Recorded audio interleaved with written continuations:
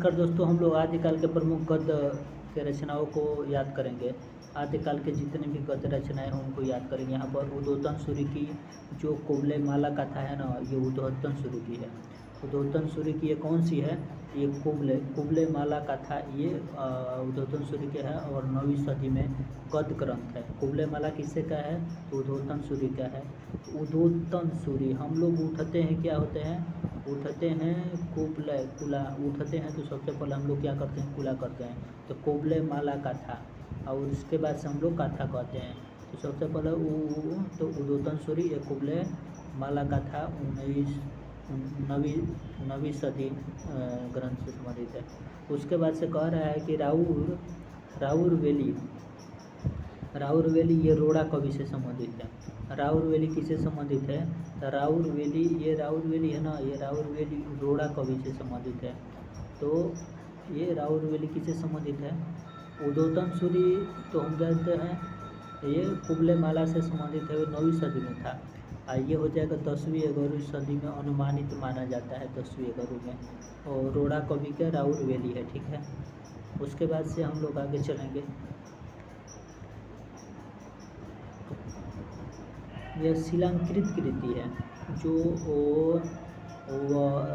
ये देखिए, ये जो है ना, ये वाली रोड़ा कवि की जो राउरवेल है, ये क्या हो जाएगा? यह शिलांकित कृति है। ये क्या हो जाएगा? यह शिलांकित कृति है। यह शिलांकित कृति, यह शिलांकित कृति, ये शिलांकित कृति, ये शिलांकित कृति, ये क्या हो जाएगा? ये शिलांकित कृति है। ये क्या है? ये शिलांकित कृति है, ठीक है ना। ये क्या हो जाएगा? ये शिलांकित कृति हो जाएगा। ये गद्य पद मिश्रित है। ये क्या हो जाएगा? ये गद्य और पद मिश्रित है, चंपू काव्य है। गद्य पद मिश्रित ये चंपू काव्य है, ठीक है ना। ये गद्य पद कौन है? राउरवेली जो रोड़ा कवि के है, 10वीं और 11वीं सदी में माना जाता है, ठीक है ना। ये रोड़ा कवि का गद्य पद, ये शिलांकित कृति है और गद्य पद मिश्रित चंपू काव्य है, ठीक है ना। कह रहा है कि हिंदी में नक्सिक वर्ण की परंपरा का आधार माना जाता है। इसको रोड़ा कवि को, इसमें जो राउरवेली है ना, राउरवेली में ये नक्सिक वर्ण की परंपराओं का प्रारंभ माना जाता है। इसमें हिंदी में नक्सिक वर्ण की परंपराओं का प्रारंभ माना जाता है। नक्सिक वर्ण की परंपराओं का आरंभ माना जाता है, ठीक है ना। नक्सिक वर्ण की परंपराओं का प्रारंभ माना जाता है राउरवेली में। उसके बाद से कह रहा है जो नायिका है ना, राउल, ये नक्सिक का वर्ण है। जो नायिका है राउल, इसमें क्या हो जाएगा? राउल जो नायिका है राउल नक्सिक का वर्ण है। और कह रहा है कि इसकी भाषा में हिंदी को 7 बोलियों के शब्द लिखते हैं। इसकी भाषा में हिंदी के 7 बोलियों के शब्द लिखते हैं, जिनमें से राजस्थानी प्रमुख हैं। नक्सिक में इसकी भाषा में हिंदी की 7 बोलियों के शब्द लिखते हैं, जिन्हें राजस्थानी है। यहाँ पर देखिए, इसका पाठ मुंबई के प्रिंस ऑफ वेल्स संग्रहालय में है। जो राउरवेली है ना, तो राउरवेली का पाठ कहाँ है? तो मुंबई के प्रिंस ऑफ वेल्स संग्रहालय में। ये मुंबई के प्रिंस ऑफ वेल्स संग्रहालय में, मुंबई के प्रिंस ऑफ वेल्स संग्रहालय में ये इनका पाठ मुंबई के प्रिंस ऑफ वेल्स संग्रहालय में उपलब्ध है, ठीक है ना। उसके बाद से कह रहा है कि यह एक प्रेम काव्य है। यह एक प्रेम काव्य है जिनमें कलचुरी राजवंश के सभी सामंत की 7 नायिकाओं का नक्सिक है। यह एक प्रेम काव्य है। यह एक प्रेम काव्य है जिसमें कलचुरी राजवंश के किसी सामंत की 7 नायिकाओं का नक्सिक है। यह एक क्या हो जाएगा? यह एक प्रेम काव्य है। यह एक क्या हो जाएगा? यह एक प्रेम काव्य जिसमें नक्सिक राजवंश के किसी सामंत की 7 नायिकाओं का नक्सिक वर्ण है। इनकी भाषा मूलतः मध्य देशीय भाषा है। राउरवेल इनकी जो भाषा है ना, इनकी भाषा मूलतः मध्य देशीय अपभ्रंश है, ठीक है ना, राउरवेली का। देखिए, दामोदर दामोदर शर्मा की रचना देखेंगे तो दामाद उक्ति व्यक्ति प्रणगण करते मुझे ये चाहिए मुझे वो चाहिए। तो जो दामोदर शर्मा उनके दामाद जो होते हैं ना ये तो उनके उक्ति व्यक्ति प्रकरण रहते हैं, जैसे मुझे ये चाहिए वो चाहिए उक्ति व्यक्ति। तो कह रहा है कि उक्ति व्यक्ति प्रकरण ये 12वीं शताब्दी में हो जाएगा, दामोदर शर्मा से संबंधित हो जाएगा। और कह रहा है कि दामोदर शर्मा महाराजा जो दामोदर शर्मा थे ना ये महाराजा गोविंद चंद्र के सभापति थे। ये किसके सभापति थे? तो गोविंद चंद्र के सभापति थे। दामोदर किसके सभापति थे? गोविंद चंद्र के सभापति। इनके उक्ति व्यक्ति प्रकरण है और 12वीं सदी से संबंधित है। इसमें बनारस और आसपास के प्रदेशों की संस्कृति और भाषा पर प्रकाश है। इसमें बनारस और आसपास के प्रदेशों की संस्कृति और भाषा। इसमें बनारस कह रहे हैं ना कि इसमें बनारस और आसपास के क्षेत्रों की संस्कृति और भाषा पर प्रकाश डाला गया है। इसमें बनारस और आसपास के प्रदेशों की संस्कृति और भाषा पर प्रकाश डाला गया है। यह प्रकरण ग्रंथ है, यह व्याकरण ग्रंथ है। ये क्या हो जाएगा? यह व्याकरण ग्रंथ है। यह हजारी प्रसाद द्विवेदी ने इसे अत्यंत महत्वपूर्ण ग्रंथ माना है। उक्ति व्यक्तिकरण क्या है? उक्ति व्यक्तिकरण ये व्याकरण ग्रंथ है, ठीक है। और गोविंद जो महाराजा गोविंद थे ना उनके ये सभापति थे। महाराजा गोविंद जो देखेंगे यहाँ पर महाराजा गोविंद चंद्र के क्या ये सभापति हो जाएंगे। और उसके बाद से हजारी प्रसाद द्विवेदी इसे अत्यंत महत्वपूर्ण ग्रंथ माना है। हजारी प्रसाद द्विवेदी इसे अत्यंत महत्वपूर्ण ग्रंथ माना है। इनकी रचना राजकुमारों को कन्या कुंभज और काशी प्रदेश में प्रचलित तत्कालीन भाषा से संबंधित है। और यहाँ पर आप देख सकते हैं कि संस्कृत लिखने के लिए की गई थी।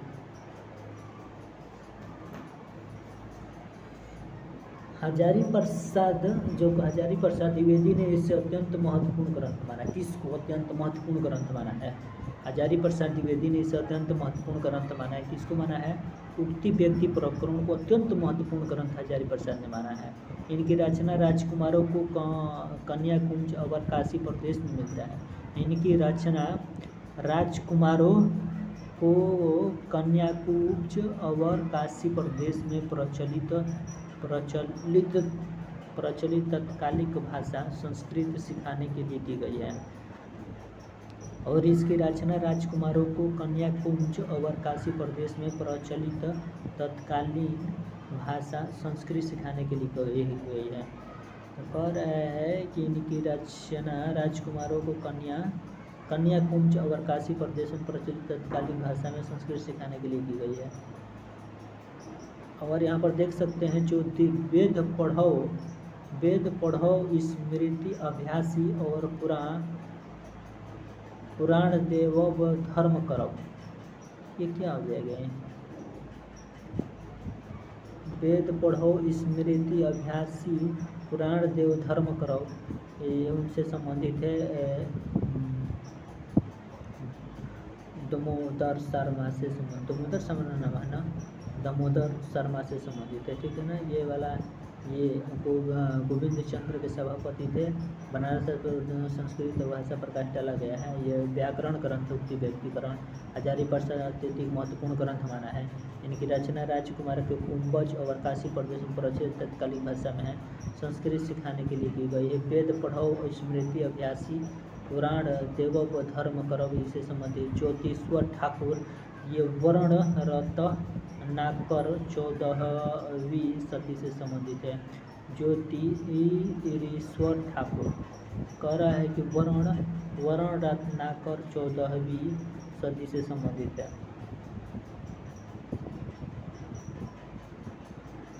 ज्योतिश्वर ठाकुर ये वर्ण रत्नाकर 14वीं सदी से संबंधित है। और ज्योतिश्वर ठाकुर ये वर्ण रत्नाकर 14वीं सती ज्योतिश्वर ठाकुर से संबंधित।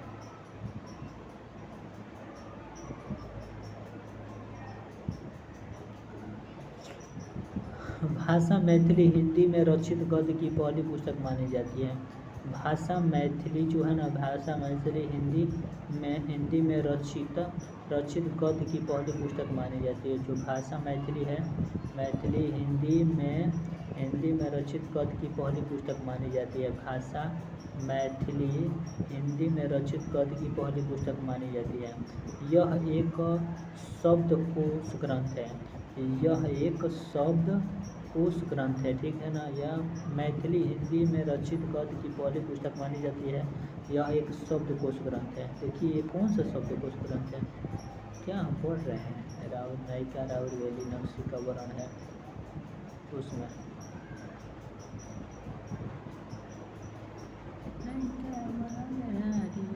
रोड़ा कवि जो राउर वेली से संबंधित 10वीं में यहाँ पर आप देख सकते हैं, इसमें शिलाकृत है।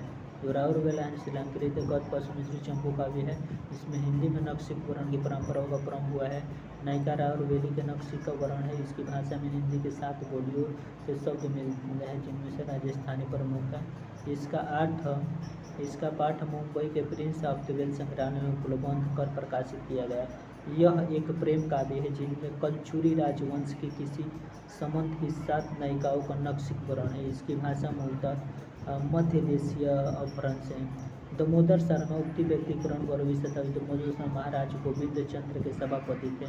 इनमें बनारस के आसपास के प्रदेशों की संस्कृति और भाषा पर प्रकाश डाला गया है, ठीक है ना। और ये उक्ति देखते हैं ये आचार्य प्रसाद ये ज्योतिश्वर वर्ण रत्नाकर, ज्योति वर्ण का होना चाहिए, तो वर्ण रत्नाकर ये 14वीं ज्योतिरीश्वर ठाकुर वर्ण रत्नाकर, ये ज्योतिरीश्वर ठाकुर वर्ण रत्नाकर से संबंधित है। ज्योतिरीश्वर ठाकुर वर्ण रत्नाकर से संबंधित है। ज्योतिरीश्वर ठाकुर वर्ण रत्नाकर से संबंधित। ज्योतिरीश्वर ठाकुर वर्ण रत्नाकर 14वीं शताब्दी से संबंधित है।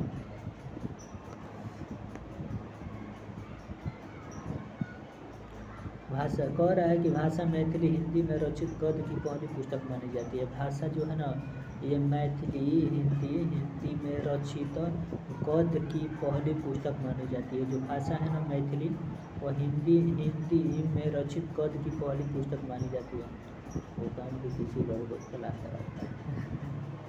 भाषा मैथिली हिंदी में रचित गद्य की पहली पुस्तक है जो भाषा मैथिली गद्य में रचित। और यहाँ पर आप देख सकते हैं यह एक शब्दकोश ग्रंथ है। शब्दकोश ग्रंथ कौन है?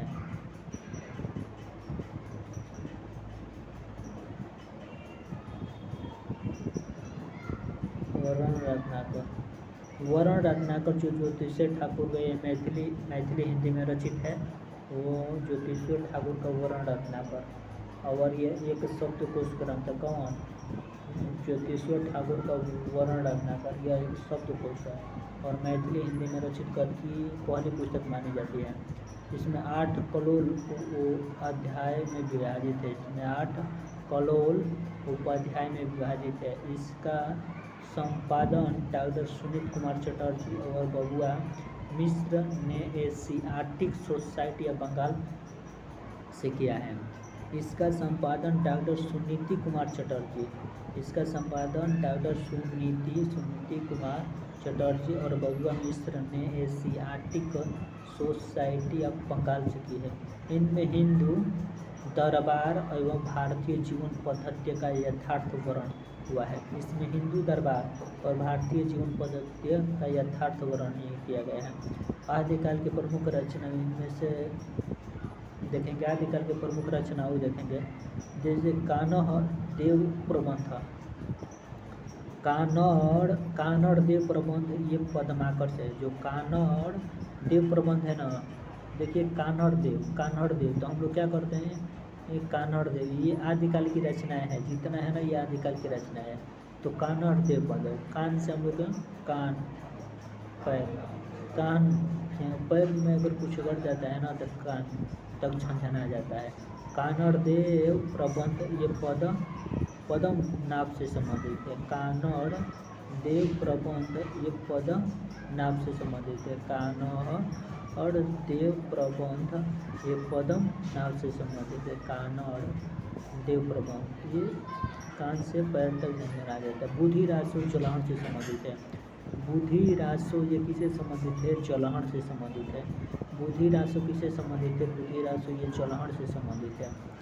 बुद्धि रासो किसे संबंधित है? बुद्धि रासो ये चलहन से संबंधित है।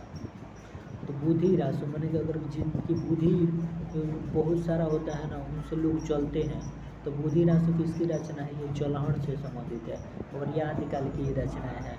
कानड़ देव प्रबंध ये कानड़ देव माने कि कानड़ देव, अगर कान तक माने कि अगर कान तक झंझना जाता है, पैर में अगर कुछ काट देना है तो कान तक। कानड़ देव प्रबंध ये पदम नाभ से संबंधित, पदम नाभ से संबंधित हो जाएगा। अब बुद्धि रासो ये चलहन से संबंधित हो जाएगा। अब बुद्धि रासो चलहन से संबंधित हो जाएगा। और राम रासो क्या हो जाएगा? राम रासो राम रासो ये श्याम सुंदर से संबंधित हो जाएगा। ये राम रासो श्याम सुंदर से संबंधित हो जाएगा। राम रासो किससे संबंधित हो जाएगा? राम रासो श्याम सुंदर से संबंधित हो जाएगा। राम रासो किससे संबंधित हो जाएगा? राम रासो श्याम सुंदर से संबंधित हो जाएगा। तो राम का रस जो होता है ना बहुत सुंदर होता है। राम रासो क्या हो जाएगा? तो राम रासो जो होता है ना बहुत सुंदर होता है। क्या होता है? बहुत सुंदर होता है। राम रासो ये किसका है? राम का अगर रस हो, राम का रसो हो तो वो क्या हो जाएगा? वो सुंदर होगा ना, तो समय सुंदर ने इनकी रचनाकार हो जाएगा। ठीक है ना, इनके राम रसो के रचनाकार हो जाएंगे समय सुंदर। और राम में अगर रस है तो उनका समय सुंदर है, अगर राम में रस है तो उनका समय क्या हो जाएगा? सुंदर है। तो क्या हो जाएगा? राम रसों के श्याम सुंदर हो जाएगा। उसके बाद से यहाँ पर हम किस पर आएंगे? ये राणा रसो कोई राणा भी रहेगा ना तो उस पर दाया आ जाएगा। तो कोई राणा भी रहेगा तो उस पर दाया आ जाएगा, तो ये दाया राम हो जाएगा। क्या हो जाएगा? दाया राम, जिसको दयाल भी कहते हैं। ठीक है ना, राणा रासो ये दयाल से, ये आदिकाल की ये जितना है ना उतना हम लोग आदिकाल के बारे में अध्ययन कर रहे हैं। ठीक है ना। उसके बाद से रतन रासो मान के राणा रासो तो उसको भी दया आ जाएगा, तो दयाराम हो जाएंगे। रतन रासो कुंभकर्ण हो जाएगा। कुंभकर्ण रतन रतन मान के रत्न पहन कर रतन पहले बा कुंभकर्ण जैसा रत्न पहना है। ठीक है ना, तो रतन रासो किसका हो जाएगा? रतन रासो, तो ये कुंभकर्ण से संबंधित, कुंभकर्ण से रतन रासो हो जाएगा। किससे हो जाएगा? ये रतन रासो किससे संबंधित हो जाएगा? कुंभकर्ण से संबंधित हो जाएगा। ठीक है ना। नेमिनाथ चरियु किससे संबंधित है? नेमिनाथ चरियु, नेमी माने नाम बता, नेमिनाथ चरियु ये हरिभद्र सूर्य से संबंधित है। तो हमें नेमिनाथ तो क्या हो जाएगा? नेमिनाथ चरियु किससे संबंधित था? हरिभद्र सूर्य से संबंधित हो जाएगा। यहाँ पर नेमिनाथ चरियु माने नाम नाथ का बताना है, तो नाथ क्या होंगे? हरि होंगे। अगर नेमिनाथ चरियु के रचनाकार को नाम बताना है तो हमें नाम बताना है नाथ का, तो नाथ क्या हो जाएंगे? हरि हो जाएंगे। तो नेमिनाथ चरियु के हो जाएंगे हरिभद्र सूर्य से संबंधित हो जाएंगे। क्या हो जाएंगे? हरिभद्र सूर्य से हो जाएंगे। यहाँ पर भी नेमिनाथ चरियु तो चरण मान के जिनका नाम में अगर नाथ लगा रहेगा तो उनका पैर हम छुएंगे तो वो क्या हो जाएंगे? वो हरि हो जाएंगे। तो हरिभद्र सूर्य क्या हो जाएंगे? हरिभद्र सूर्य क्या हो जाएंगे? वो हरिभद्र सूर्य क्या हो जाएंगे? वो हरिभद्र सूर्य। ठीक है ना। उसके बाद से यहाँ पर देखिए नेमिनाथ एक चरियु है, तो चरण किसको छूते हैं? हरि को। एक फागु, तो अगर फागु तो नेमिनाथ फागु ये राजशेखर सूर्य से संबंधित है।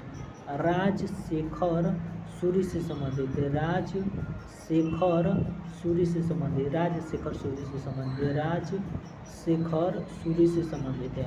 तो राजशेखर सूर्य से संबंधित है। राजशेखर सूर्य से संबंधित है। राजशेखर सूर्य से संबंधित है। राजशेखर सूर्य से संबंधित है। राजशेखर सूर्य से मतलब हमने के फार चीर देंगे। फार चीर देव कब? जब राज करोगे तो फार चीर देगा नो। तो नेमिनाथ फागु किससे संबंधित है? राजशेखर सूर्य से संबंधित हो जाएगा। नेमिनाथ फागु ये राजशेखर सूर्य से संबंधित हो जाएगा। नेमिनाथ फागु ये राजशेखर सूर्य से संबंधित हो जाएगा। तो नेमिनाथ फागु ये राजशेखर सूर्य से संबंधित हो जाएगा। नेमिनाथ फागु राजशेखर सूर्य से संबंधित हो जाएगा। नेमिनाथ फागु ये राजशेखर सूर्य से संबंधित हो जाएगा। नेमिनाथ फागु राजशेखर सूर्य से संबंधित हो जाएगा। नेमिनाथ फागु तो फाड़ देंगे, किसको? राज करने वाले लोग कहते हैं ना, राज करोगे तो फाड़ देंगे। तो राजशेखर सूर्य से नेमिनाथ, और चरण छोड़ेंगे हरि को तो हरिभद्र सूर्य हो जाएंगे। ठीक है, रतन कुंभ। उसके बाद सब वो आ जाएंगे आगे आएंगे गाय सुकुमार रास। गाय हम लोग जो गाय होती है राजशेखर सूर्य, तो गाय होती है ना गाय सुकुमार रास, तो गाय सुकुमार रास, तो गाय सुकुमार, गाय हम किसी को दे देते हैं ना, देलहण से संबंधित हो जाए। तो जो गाय होती है ना सुकुमार रास, जो गाय सुकुमार रास ये देलहण दे देते हैं। तो गाय जो है ना सुकुमार रास ये देलहण ये दे देते हैं। जो गाय सुकुमार रास दे देते हैं, सभी को दे देते हैं। जो गाय है गाय सुकुमार रास ये देलहण से समझ सभी को दे देते हैं। गाय सुकुमार रास माने कि गाय सुकुमार को हम दे देते हैं। तो गाय सुकुमार रास ये देलहण से संबंधित हो जाएगा। ठीक है ना। उसके बाद से यहाँ पर आ जाइए मंजू रास। मंजू सबसे पुराना रासों काव्य माना जाता है। मंजू नाम की लड़की है ना, वो सबसे पुरानी है, पुरानी चीज़ों का सेवन करती है। तो मंजू नाम की लड़की वो पुराने ज़माने का मंजू, पहले पुराने ज़माने में नाम मंजू फंजू रखता है। जब तो यश अंग्रेजी वाला डब्लू, ऐसे मंजू पहले पुराने ज़माने में नाम रखा जाता है। ये सबसे पुराना रासों काव्य माना जाता है मंजू रास। तो ये पुराने ज़माने में मंजू नाम रखा जाता है। ठीक है ना। ये हो जाएगा, सबसे पुराना हो जाएगा। और तो यश डब्लू ऐसे शब्दों का प्रयोग किया जा रहा है। ठीक है ना। यहाँ पर देखिए इसको कछुली रास किससे संबंधित है? कछुली रास तो प्रज्ञा तिलक से संबंधित हो जाएगा। कछुली राज ये प्रज्ञा तिलक से संबंधित हो जाएगा। कछुली राज किससे संबंधित हो जाए? कछुली रास तो हम कछुली रास किससे संबंधित है? कछुली रास तो प्रज्ञात, अरे कुचलेगी कछुली रास कुचलेगी, तो ये प्रज्ञा तिलक से संबंधित। कछुली रास ये प्रज्ञा तिलक से संबंधित। कछुली रास ये प्रज्ञा तिलक से संबंधित हो जाएगा। कछुली रास ये प्रज्ञा तिलक से संबंधित हो जाएगा। और कह रहा है कि जिन पदम सूरी रास, और जिन पदम सूरी रास किससे संबंधित हो जाएगा?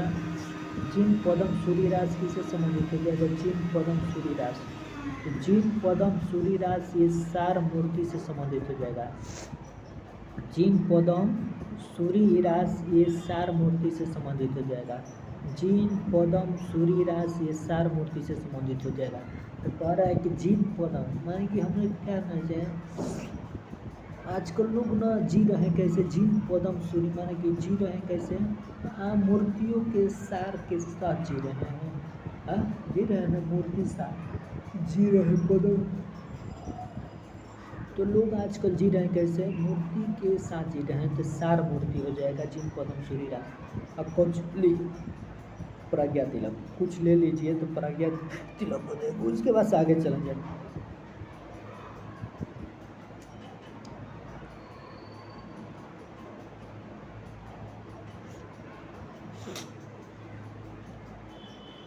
गौतम स्वामी रास किससे संबंधित हो जाएगा? गौतम स्वामी रास ये उदयवंत विजय भट्ट से संबंधित हो जाएगा। ये कौन हो जाएगा? गौतम स्वामी रास ये उदयवंत विजय भट्ट से संबंधित हो जाएगा। ये गौतम स्वामी रास किससे संबंधित हो जाएगा?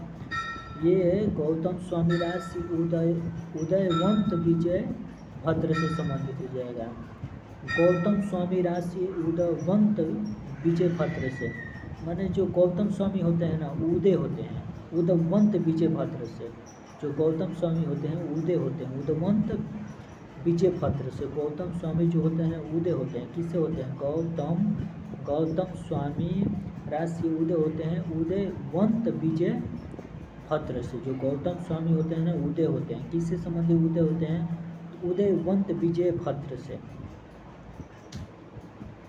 महात्मा बुद्ध गौतम स्वामी का उदय हुआ था, एक जमाना था कि उनका उदय हुआ था। तो गौतम स्वामी राज किसने लिखा था? तो उदयवंत विजय भद्र से, माने कि जो गौतम स्वामी थे, गौतम बुद्ध थे, उनका उदय एक जमाना था कि उनका उदय हुआ था। तो गौतम स्वामी राज से उदयवंत विजय राज से संबंधित हो जाएगा। करकंठ चरित्र राज, करकंठ चरित्र राज ये कनकामर मुनि से संबंधित है। करकंठ चरित्र राज, करकंठ चरित्र राज जानते हो? करकंठ चरित्र राज कनकामर मुनि से संबंधित हो जाएगा। करकंठ चरित्र राज ये कनकामर मुनि से संबंधित हो जाएगा। करकंठ चरित्र राज ये कनकामर मुनि से संबंधित है। जम्बू स्वामी राज ये धर्मसूरी से संबंधित हो जाएगा।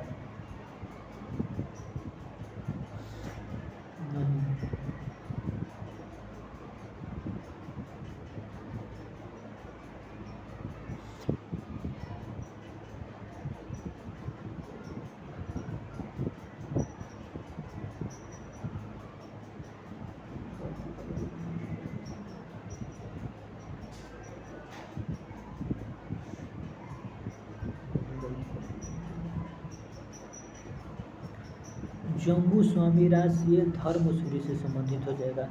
जम्बू स्वामी राज ये धर्म स्वामी राज से संबंधित है। जम्बू स्वामी राज ये धर्मसूरी से संबंधित है। करकंठ चरित्र राज ये कनकामर मुनि से संबंधित हो जाएगा। जम्बू स्वामी राज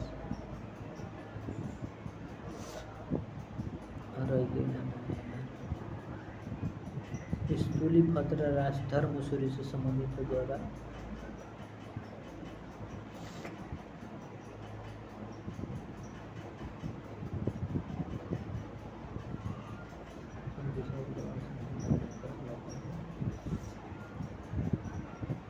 कह रहा है कि धूली भद्र राशि धर्मसूरी से संबंधित हो जाएगा।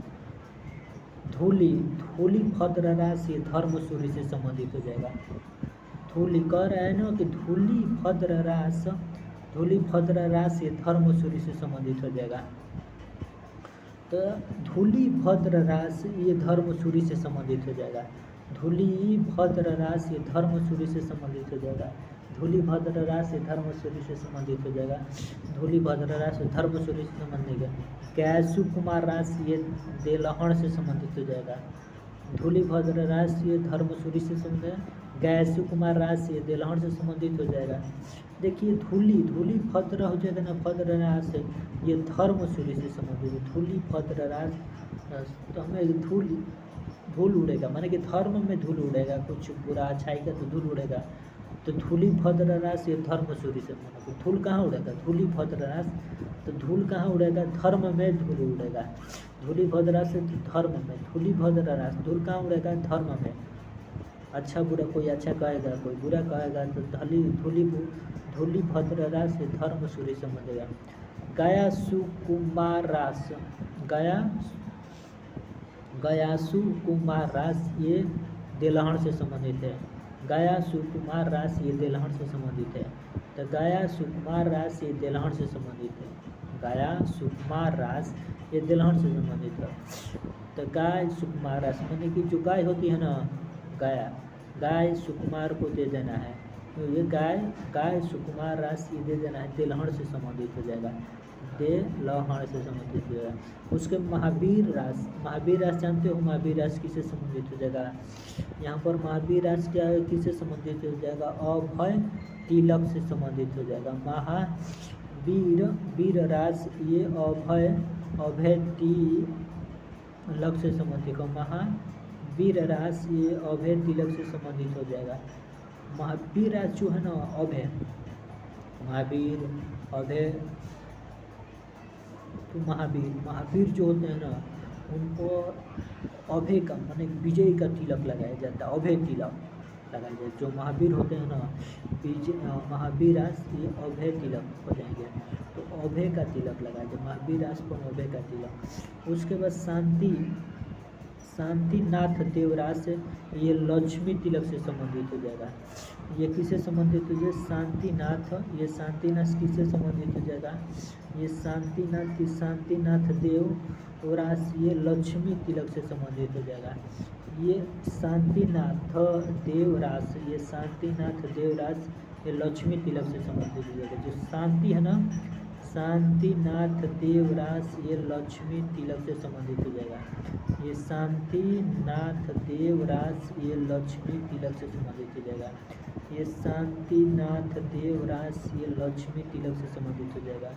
शांतिनाथ देवरास ये लक्ष्मी तिलक से संबंधित हो जाएगा। शांतिनाथ देवरास ये लक्ष्मी तिलक से संबंधित हो जाएगा।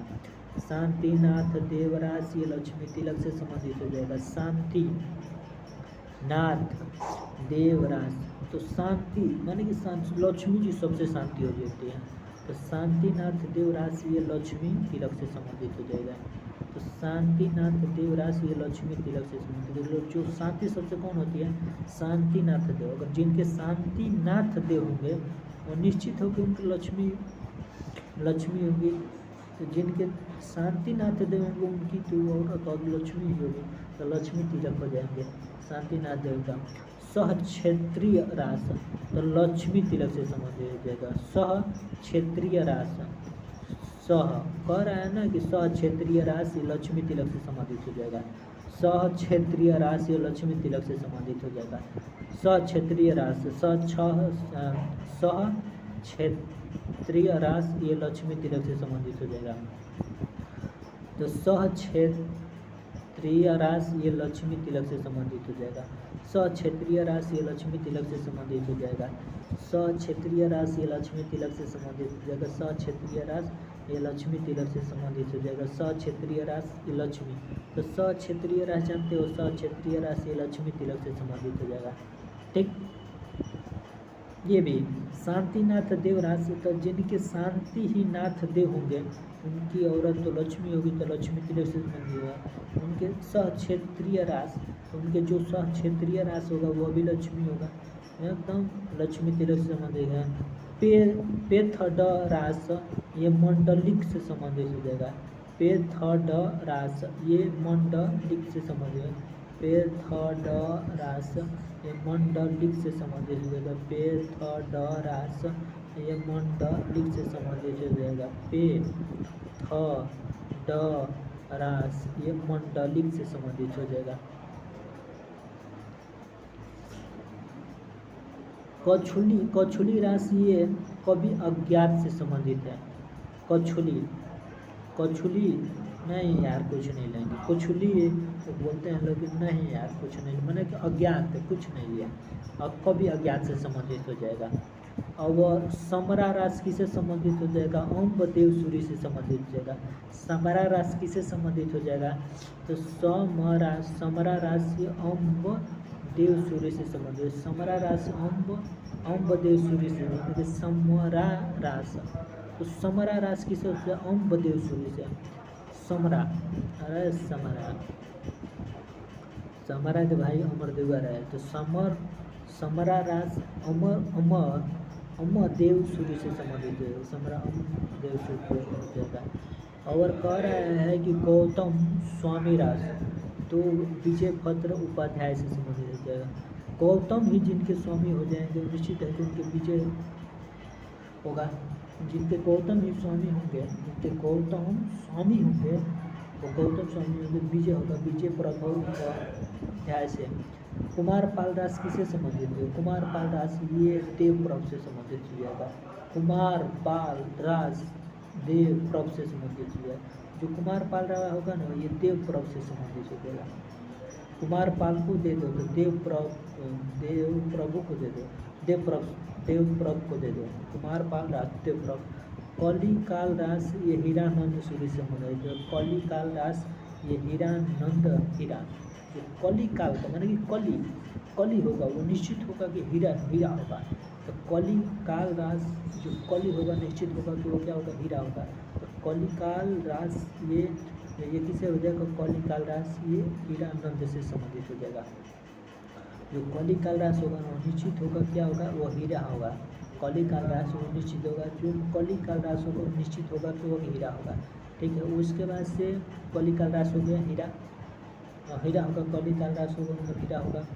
कमा कायम रासो, कायम रासो नियामत खा जा, तो नियामत खा जान, कायम रासो नियामत खा जा, कायम रासो नियामत खा जाए, कायम रासो नियामत खा जाए।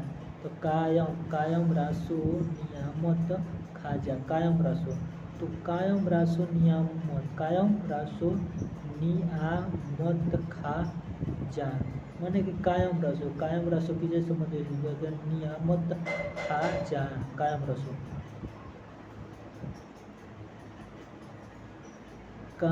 रासो नियामत खा जा, कायम रासो नियामत खा जा। और उसके बाद से कायम रासो नियामत खा जा, कायम नियामत खा जा, कायम आ जाएगा। छत्र साल रासो किससे संबंधित हो जाएगा, छत्र साल रासो राव डूगरसी, छत्र पर माने कि ढूंढे नहीं जाए, जब खेले नहीं जाए साल में, बरसात के दिनों में छत्र साल रासो, तो हम लोग ढूंढते हैं राव डूगरसी, तो छत्र साल रासो राव डूगरसी संबंधित। अमीर रासो किससे संबंधित हो जाएगा, अमीर रासो किससे संबंधित, जोध राज्य से संबंधित, अमीर रासो जोध राज्य से संबंधित हो जाएगा, अमीर रासो जोध राज्य से संबंधित, अमीर रासो जोध राज्य से संबंधित हो जाएगा, अमीर रासो जोध राज्य से संबंधित हो जाएगा, अमीर रासो ये जोध राज्य से संबंधित, जोध राज्य से संबंधित, अमीर रासो ये जोध राज्य से संबंधित हो जाएगा, अमीर रासो ये जोध संबंधित है, अमीर रासो ये जोध राज्य से संबंधित हो जाएगा, चौथा बाई, हमें जो रहे हो, हमको जो रहे हो, तो अमीर रासो जोध राज्य से, हमको जो रहे हो, तो अमीर रासो चौथा राज्य। रायसा किसे संबंधित है, रायसा ये शिवनाथ से संबंधित हो जाएगा, रायसा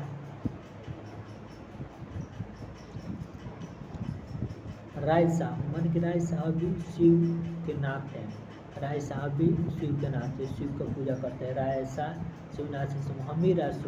हमीर रासो माने कि हमीर रासो एक जोधराज का है, तो हमको जो रहे हो जोधराज का है, हमीर रासो एक महेश का है, एकदम हमीर, हम महेश हैं, हम महेश से संबंधित हो जाएगा। यहाँ पर हमीर रासो महेश से संबंधित हो जाएगा। उसके बाद से कह रहा है कि कलियुग रासो अली रसिक गोविंद से संबंधित हो जाएगा, कलियुग रासो किससे संबंधित हो जाएगा, कलियुग रासो अली रसिक गोविंद से संबंधित हो जाएगा, कलियुग रासो अली रसिक गोविंद से संबंधित, कलियुग रासो अली रसिक गोविंद से, कलियुग रासो अली रसिक गोविंद से, कलयुग रासो अली रसिक गोविंद से। कलयुग में अली रसिक गोविंद है, कलयुग में कौन है, अली रसिक गोविंद है, कलयुग में अली रसिक गोविंद है, ठीक है ना। कलयुग रासो अली रसिक गोविंद से संबंधित हो जाएगा। यहाँ पर कलयुग रासो अली रसिक गोविंद से, पारिछत रासो श्रीधर से, पारिछत रासो श्रीधर से संबंधित है, पारिछत रासो ये श्रीधर से संबंधित है, परिछत तो वो ये श्रीधर को धर लेंगे, परिछावन में परिछत रासो में धर लेंगे किसको, श्रीधर को। भविष्यत किसे कहा गया, भविष्यत कहा गया है धनपाल से संबंधित, भविष्यत कहा धनपाल। भविष्यत कहा जाता है किसको? धनपाल को। भविष्यत कहा जाता है धनपाल को। भविष्य का में क्या आपके पास कहा जाएगा? तो भविष्य में कहा जाएगा तो धनपाल। भविष्यत किसको कहा जाता है? भविष्यत कहा जाता है धनपाल को। भविष्यत किसको कहा जाता है? भविष्यत धनपाल को कहा जाता है।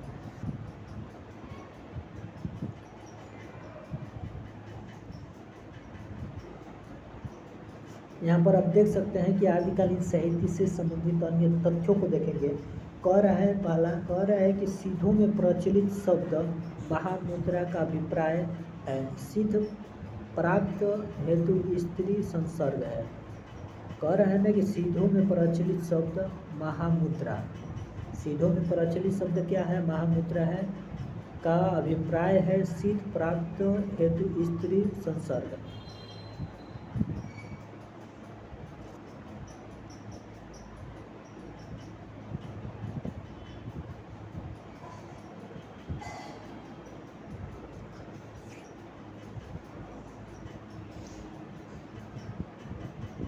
कह रहा है कि नाथ संप्रदाय को सिद्ध संप्रदाय का विकसित और शक्तिशाली रूप समझना चाहिए। तो कह रहे हैं ना कि नाथ जो है ना, नाथ संप्रदाय को सिद्ध संप्रदाय का विकसित और शक्तिशाली रूप समझना चाहिए। जो नाथ है ना, नाथ संप्रदाय को सिद्ध संप्रदाय का विकसित और शक्तिशाली रूप समझना चाहिए। रामकुमार वर्मा से संबंधित है। नाथ संप्रदाय को सिद्ध संप्रदाय का विकसित और शक्तिशाली रूप समझना चाहिए, रामकुमार वर्मा से संबंधित है। नाथ संप्रदाय को सिद्ध संप्रदाय और विकसित शक्तिशाली रूप समझ, रामकुमार वर्मा का एक कथन है। नाथ संप्रदाय को सिद्ध युग और संत युग के बीच की अवस्था कहा है, रामकुमार वर्मा। नाथ संप्रदाय को सिद्ध युग और संत युग के बीच की अवस्था कहा है, रामकुमार वर्मा ने। कह रहे हैं कि हिंदी साहित्य के इतिहास में केवल पिंगल भाषा के लिखे हुए ग्रंथों का ही विचार करते हैं, रामचंद्र शुक्ल। कह रहा है कि हिंदी साहित्य के इतिहास में केवल पिंगल भाषा में लिखे हुए ग्रंथों का ही विचार करते हैं, रामचंद्र शुक्ल कहते हैं। पश्चात विद्वान विंटर नित्य महोदय ने धनपाल कृत भविष्यत कहाव को रोमांटिक महाकाव्य की संज्ञा प्रदान की गई है। और कह रहा है कि जो जनता तत्कालीन नरेशों को स्वेच्छाचारिता, पराजय या पतन से ग्रस्त होकर निराशावाद के गर्त में गिरी हुई थी, उसके लिए इन सिद्धों की वाणी ने संजीवनी बूटी का कार्य किया। हजारी प्रसाद द्विवेदी से संबंधित है। कह रहा है सामान्य रूप से हिंदी साहित्य का आरंभ सिद्धों की रचनाओं से माना जाता है। सामान्य रूप से हिंदी साहित्य का प्रारंभ सिद्धों की रचनाओं से माना जाता है। सर्वप्रथम पश्चात विद्वान पेडल ने सिद्ध साहित्य के संपादन का कार्य किया।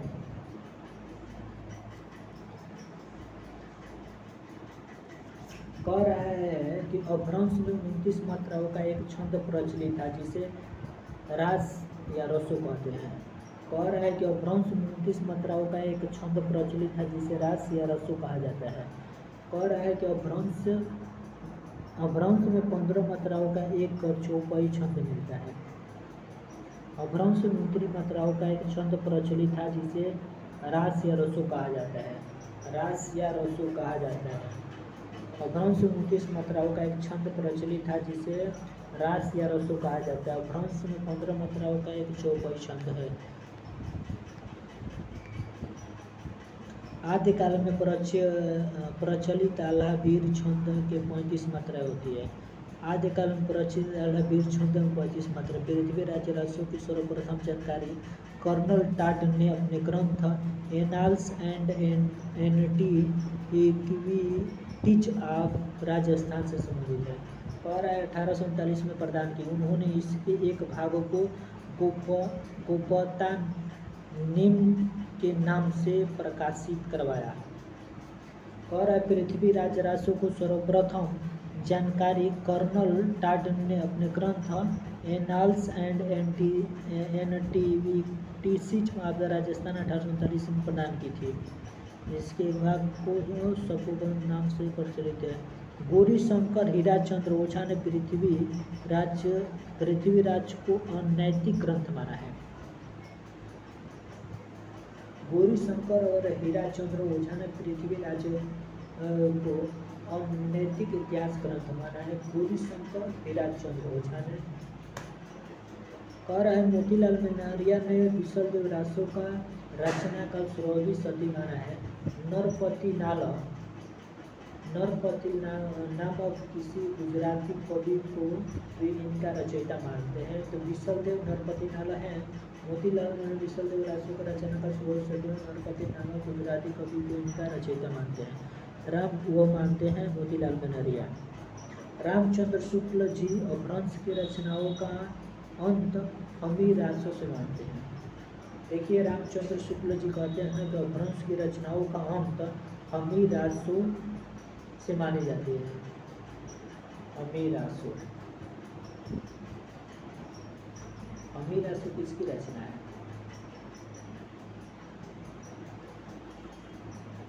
देखो अमीर रासो अभी हम पढ़े कि किसकी रचना है। अमीर रासो को जोधो मैंने हमको जो है वो जोधो को एक महेश का है, ठीक है ना।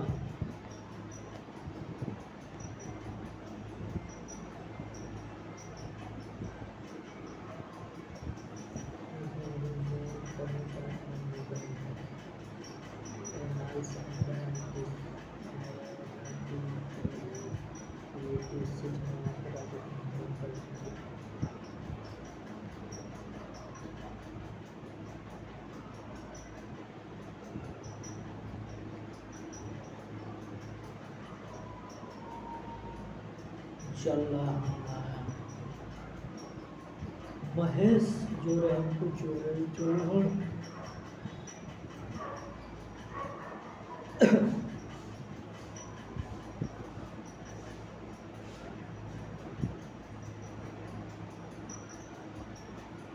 जोधराज महेश चोर है वो जोधराज हो जाएगा। क्या हो जाएगा? जोधराज। ये पूछ रहे हैं ना कि इसकी रचना का रामचंद्र शुक्ल की रचनाओं का अंत अमीर रासो से माना है। तो अमीर रासो ये किसी संबंधित हो जाएगा? अमीर रासो जोधराज। तो भरत मुनि ने लोक भाषा को अपभ्रंश नामक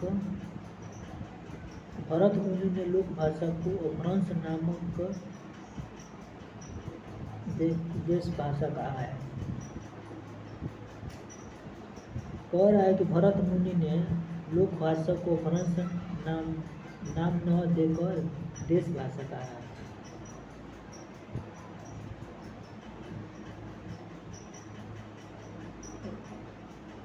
रामचंद्र शुक्ल अपभ्रंश की जो क्या कहते हैं?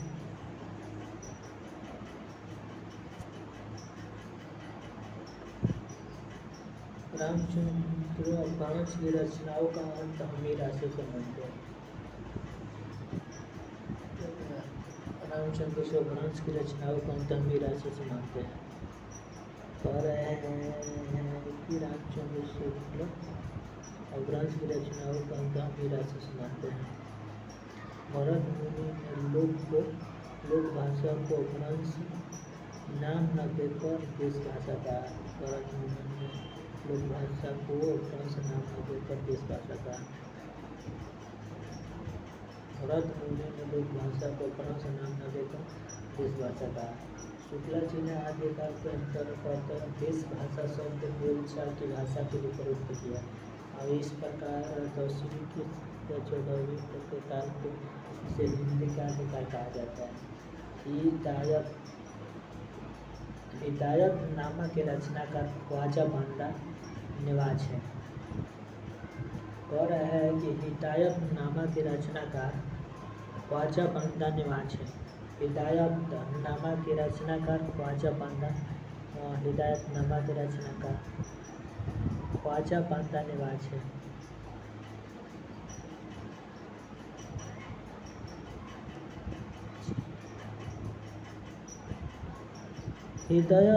हिदायतनामा के रचनाकार ख्वाजा बांदा नवाज है। हिदायतनामा के रचनाकार कौन हो जाएंगे? हिदायतनामा के रचनाकार ख्वाजा बांदा नवाज है। ख्वाजा बांदा नवाज हो जाएंगे। हिदायतनामा के रचनाकार ख्वाजा बांदा नवाज है। हिदायतनामा के रचनाकार ख्वाजा बांदा नवाज है। हिदायतनामा के रचनाकार ख्वाजा बांदा नवाज है। हिदायतनामा के रचनाकार ख्वाजा बांदा नवाज है। हिदायतनामा के रचनाकार ख्वाजा बांदा नवाज माने जो हिदायतनामा ख्वाजा बांदा नवाज तो माने कि हिदायतनामा जो हिदायतनामा ख्वाजा बांदा नवाज इनके रचनाकार हैं। हिदायतनामा जो हिदायतनामा होना हृदय से हम लोग ख्वाजा बांदा नवाज को मानते हैं। हिदायतनामा का रचनाकार मोतीलाल नरेगा टिंकल का सबसे पहले प्रयोग जोधपुर के कविराज बाकी दास की बत्तीसी सन 1187 में हुआ है। मोतीलाल नरिया के अनुसार टिंकल का सबसे पहले प्रयोग जोधपुर के कविराज बाकी दास की बत्तीसी सनवत 1187 में हुआ है।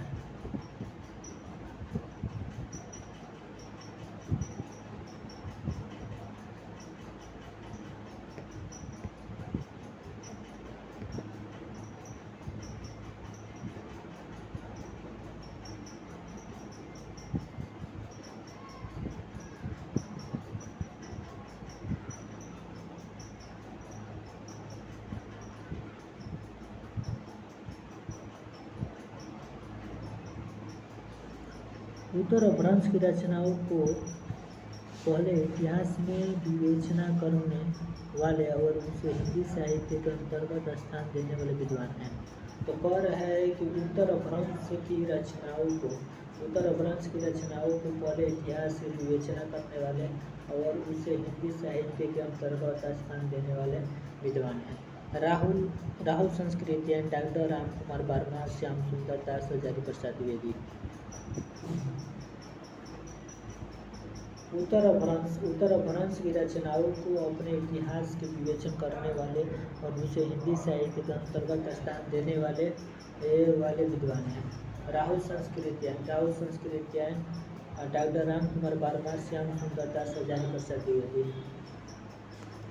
समग्र महाकाव्य के भीतर से पृथ्वीराज के त्रासदी के साथ एक सामाजिक राजनीतिक त्रासदी भी उभरती है जो जितनी पृथ्वीराज की है उससे कहीं अधिक राष्ट्र की है।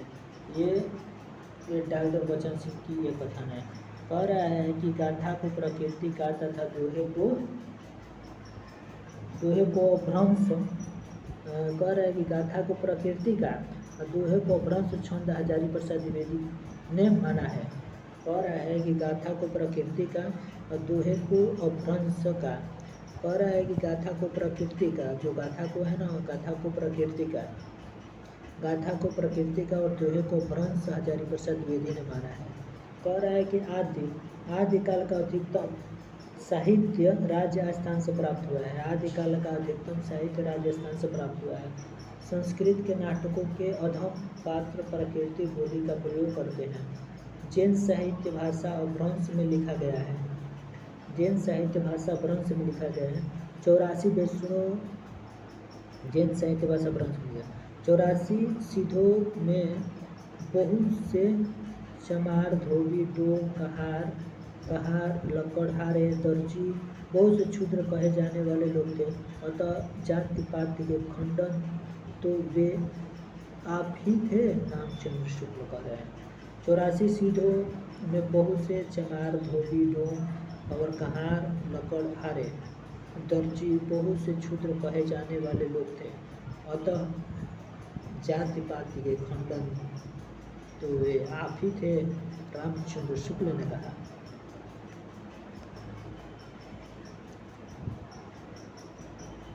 देखिए एक और कथन है रामचंद्र शुक्ल का। कह रहा है कि जिस समय मुसलमान भारत में आए थे उस समय सच्चे धर्म भाव का बहुत कुछ ह्रास हो चुका था।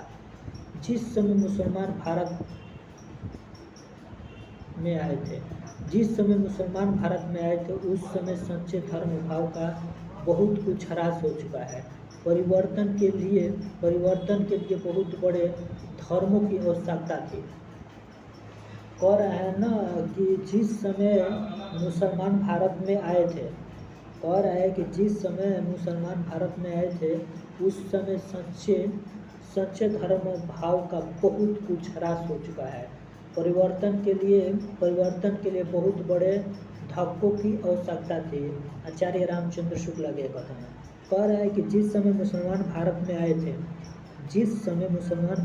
आए थे उस समय सच्चे धर्म भाव का बहुत कुछ ह्रास हो चुका था। सच्चे धर्म भाव का बहुत कुछ ह्रास हो चुका था।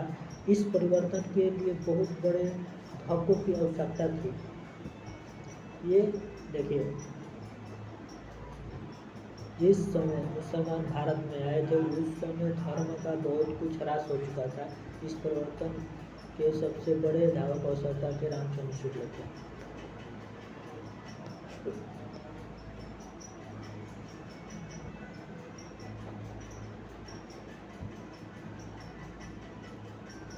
देखिए, हजारी प्रसाद द्विवेदी का कथन है। कह रहा है तो हिंदू समाज में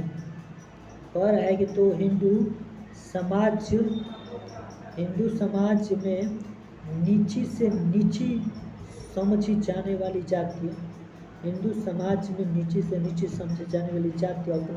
अपने से नीची एक और जाति ढूंढ लेती है।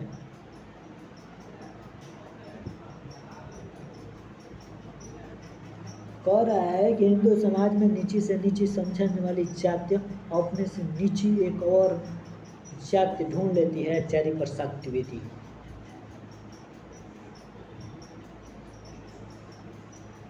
कह रहा है कि सीधों का निर्माण के 3 अवयव माने गए हैं। शून्य, विज्ञान, महासुख। कह देते कि सीधों के निर्माण के इनमें से कौन सा अवयव नहीं है, तो ये शून्य हो जाएगा। शून्य, विज्ञान, सुख, महासुख, महादुख। कह रहा है कि सीधों के निर्माण में 3 अवयव माने गए हैं। शून्य, विज्ञान, महासुख। कह रहा है कि पंजाब में नमक के पहाड़ों के बीच बालनाथ योगी का स्थान बहुत दिनों तक प्रसिद्ध रहा है। पंजाब में नमक के पहाड़ों के बीच बालनाथ योगी का स्थान बहुत दिनों तक प्रसिद्ध रहा है। और जैसे के पद्मावत में बालनाथ का टीका आया। रामचंद्र शुक्ल का यह कथन। यहाँ पर आदिकाल के कुछ महत्वपूर्ण पंक्तियाँ हैं, इसको हम लोग देखेंगे। आदिकाल के महत्वपूर्ण पंक्तियाँ। तो जो जिन शासन भविष्यऊ सो भई कही आऊ सारू। कह रहे कि जो जीर्ण शासन भविष्यऊ सो भई कहीं आऊ सारू। तो जो जीर्ण शासन भविष्य देवसेन से संबंधित हो जाएगा। तो ये किससे संबंधित है? जो जीर्ण शासन भविष्य ये किससे संबंधित हो जाएगा? ये देवसेन से संबंधित हो जाएगा। ठीक है ना, तो ये देवसेन से संबंधित हो जाएगा। ये आदिकाल के महत्व। जो जीर्ण शासन आ जाएगा, जो जीर्ण शासन। तो जो जीर्ण क्या हो जाएगा? जो जीर्ण शासन ये देवसेन से संबंधित हो जाएगा। और कह रहा है कि सरहप्पा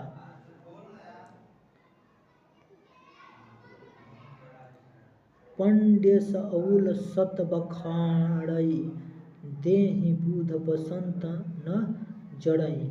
तो कह रहा है कि पंड्य सअल सत बखाड़ई देहि बुध बसंत न जड़ई। तो पंड्य सअल सत बखाड़ई माने कि पंड्य सअल ये सरापा से संबंधित है। पंड्य सअल सत बखाड़ई ये जाहि मन पवन न संचरई। जाहि मन पवन न संचरहि रवि शशि नहीं प्रवेश। तो पंड्य सौल सत बखाणई देहि बुद्धि बसंत न चढ़ई। ये पंड्य सौल सत बखांडई देहि बुध बसंत न चढ़ई सरापा से संबंधित है। जाहि मन पवन संचरहि रवि शशि नहीं प्रवेश। तो जाहि मन पवन न संचरहि, जाहि मन पवन संचरहि संचरहि रवि शशि नहीं प्रवेश, ये सरापा पर जाएंगे। चाहे तो कहा चाहे मन पवन न संचरहि सरापा पंडित सौल ये सरापा। और यहाँ पर आ रहा है कि नाद न बिंद न रवि शशि मंडल चियराऊ सहाबे मुल्क। तो नाद न बिंदु न राबी, नाद न बिंद न राबी, नाद न बिंदु न राबी शशि मंडल चियराऊ सहाबे मुकुल। तो कह रहा है ना कि ये नाद न बिंदु न रवि शशि मंडल चिराऊ सहाबे, ये मुकुल से संबंधित है। नाद न बिंदु न रवि शशि मंडल चिराऊ सहाबे, ये सरापा से संबंधित है। नाद न बिंद आ जाएगा, चाहे मन न संचरई आ जाए, रवि शशि नहीं प्रवेश। और नाद न बिंद न रवि शशि मंडल चिराऊ सहाबे मुकुल, तो सरापा पर मुकुल सर देने चले, मुकुल सर थे। नाद न बिंद न रवि शशि, नाद न बिंद न रवि शशि मंडल चिराऊ सहाबे मुकुल, तो ये आ जाएगा मुकुल सर थे। चाहे मन न संचरही तो सरापा पर जाएंगे पंडित सौल। ये कन्हापा के कुछ याद कर लेंगे, है ना। कन्हापा का आगम वेद पुराण ही पंड्य भाण वह, तो आगम वेद पुराण ही, तो यहाँ पर आगम वेद पुराण है। आगम वेद पुराण ही, आगम वेद अगर पुराण है तो कन्हप्पा से संबंधित हो जाएगा। आगम वेद पुराण ही आ जाएगा ना, तो ये कन्हप्पा से संबंधित हो जाएगा। आगम वेद पुराण ही, आगम वेद पुराण ही किससे संबंधित हो जाएगा, तो आगम वेद पुराण ही ये कन्हप्पा से संबंधित। आगम वेद पुराण ही ये पंड्य भाण बसंती से संबंधित हो जाएगा। आगम वेद पुराण ही पंड्य भाण बसंत ही, आगम वेद पुराण ही, तो कन्हप्पा से संबंधित हो जाएगा। लुइपा जानते हो, लुइपा किससे संबंधित हो जाएगा, लुइपा किससे संबंधित हो जाएगा, लुइपा ये था कन्हप्पा से। आगम वेद पुराण ही पंड्य भाण बहंती, तो आगम वेद पुराण ही पंड्य भाण बसंत, आगम वेद पुराण ही पंड्य भाण बहंती। कन्हप्पा आगम वेद पुराण है। लुइपा किससे संबंधित हो जाएगा, ये कन्हप्पा से संबंधित। आगम वेद पुराण ही आएगा ना, पंडित भाण बसंत ही, तो ये हो जाएगा, ठीक है ना। तो आगम आपके बाद कन्हप्पा, आगम वेद पुराण के कन से सुनते हैं, तो आगम वेद पुराण हम लोग कन से, आगम वेद पुराण कन्हप्पा। लुइपा जानते हो, यहाँ पर लुइपा जिसको लुइपा भी कहते हैं, नीचे से देखिए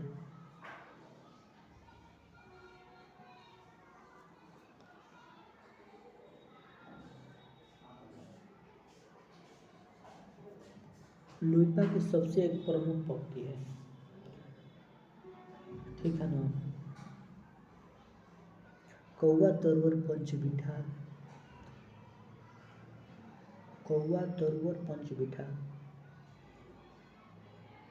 मान लीजिए कि कौवा अगर तरुवर पंच बिठा लो, कौवा तरुवर के वृक्ष के नीचे बैठा है, नीचे बैठा है अगर कोई, तो नीचे तक लुढ़क जाएगा, तो ये लुइपा से संबंधित हो जाएगा। लुइपा से मैंने लुढ़क जाएगा, मैंने कहा बैठे हैं तो बैठे बैठे सो जाएंगे तो लुढ़क जाएंगे। तो कौवा तरुवर पंच बिठा, मैंने कि कौवा जो तरु के वृक्ष के नीचे बैठा है, वह तरु शंभु राम कहाँ सरी एक सोहंती, राम कहाँ सरी एक सोहंती, राम कहाँ सरी एक सोहंती। तो ये राम कहाँ सरी एक सोहंती, राम कहाँ सरी एक सोहंती, राम कहाँ सरी एक सोहंती, राम कहाँ सरी एक सोहंती जानते हो। राम कहाँ सरी एक सोहंती स्वयं से संबंधित हो जाएगा। राम कहाँ सरी एक सोहंती ये स्वयं से संबंधित हो जाएगा। राम कहाँ सरी ए सोहंती, राम कहाँ सरी ए सोहंती, राम कहाँ सरी ए सोहंती ये स्वयं पर लगाएंगे। राम कहाँ सरी ए सोहंती माने हम स्वयं स्वयं पर लगाएंगे। राम कहाँ सरी ए सोहंती हम स्वयं पर लगाएंगे। और भाला हुआ जो मरिया बहनी ये हेमचंद्र का है। राम कहाँ सरी ए सोहंती और भाला से हेमचंद्र।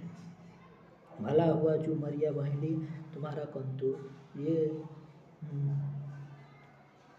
ठीक है ना, ये हेमचंद्र की पक्ति है। सिंधु का हो जाएगा राम करके, राम कहा सरिये सोहंती, राम कहते हैं हे सखी तुमसे कहा नहीं जाता है, सोहंती सहा नहीं जाता है, राम कह सखी, राम अपनी सखियों से कहते हैं हे राम, और राम अपनी सखियों से कहते हैं सोहंती तुमसे सहा नहीं जाता है। शंभु राम कहा तो राम स्वयं से कहा, राम कहा तो राम किसे कहेंगे, वो तो स्वयं अपने के मालिक हैं यार, स्वयं भी हो जाएंगे। भला हुआ जो मरिया बहिनी तुम्हारा बंधु हेमचंद्र से संबंधित है। भला हेम माने भाला है कब पे जाता है, तो भाला कैसे कर दिया जाता है हेम, तो भाला हेम कर देते हैं तो हेमचंद्र, भाला हेमचंद्र, भाला हुआ जो मरिया बहनी हमारा कंतु। अब्दुल रहमान जानते हो संदेश डऊ ओ सवित्य रड भौ कहड़ असमर्थ, संदेह डऊ सविता श्रड भौ कन्हड़ असमर्थ, संदेश डऊ सवितरड हौ कन्हड़ असमर्थ, संदेश डऊ सवित्यरस भौ कन्हड़ असमर्थ। चरपट संदेश ये किसका, संदेश डऊ सवित्यरड हई कन्हड़ असमर्थ। तो संदेश हम लोग को अब्दुल रहमान रहो, अब्दुल रहमान, संदेश डऊ सवित्र हो, संदेश आगे रहता है अब्दुल रहमान रहेगा, संदेश आगे रहेगा, संदेश आगे रहेगा, संदेश डऊ अब्दुल रहमान। भाला है कहकर जानता है, ठीक है ना। और राम कहा राम स्वयं से कहेंगे। और कौवा तरुवर पंच बिठा, कौवा तरुवर के पंच बिठा देने से लुढ़क जाएगा, तरुवर को बिठा एकदम ऊँचा कर लुढ़क जाएगा, सोते कर जाए तो लोग जाएंगे ना। तरुवर कौवा तरुवर पंच बिठा लेंगे, कौवा तरुवर पंच बिठा तो लुढ़क जाएगी ना। ठीक है। आगम वेद पुराण ये चरपट नाट्य है, ये संदेश तो संदेश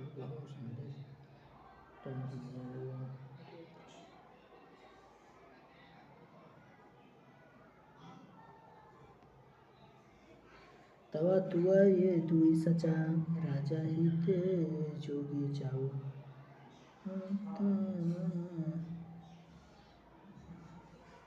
तवा तुआ ये दुई सचा राजा ही ते जोगी चाहिए, तवा तुआ ये दुई सचा राजा ही ते जोगी ऊंचाई, तवा तुआ ये दुई सचा राजा ही ते जोगी ऊंचाई।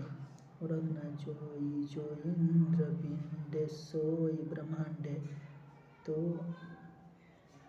जोई जो इंद्र पिंडे सोई ब्रह्मांडे। तो जोई जो इंद्र पिंडे सोई ब्रह्मांडे गोरखनाथ माने कि जोई जो इंद्र पिंडे सो ब्रह्मांडे माने कि जोई जो इंद्र पिंडे सोई ब्रह्मांडे। तो हम गोरखनाथ को जोई जो इंद्र पिंडे सोई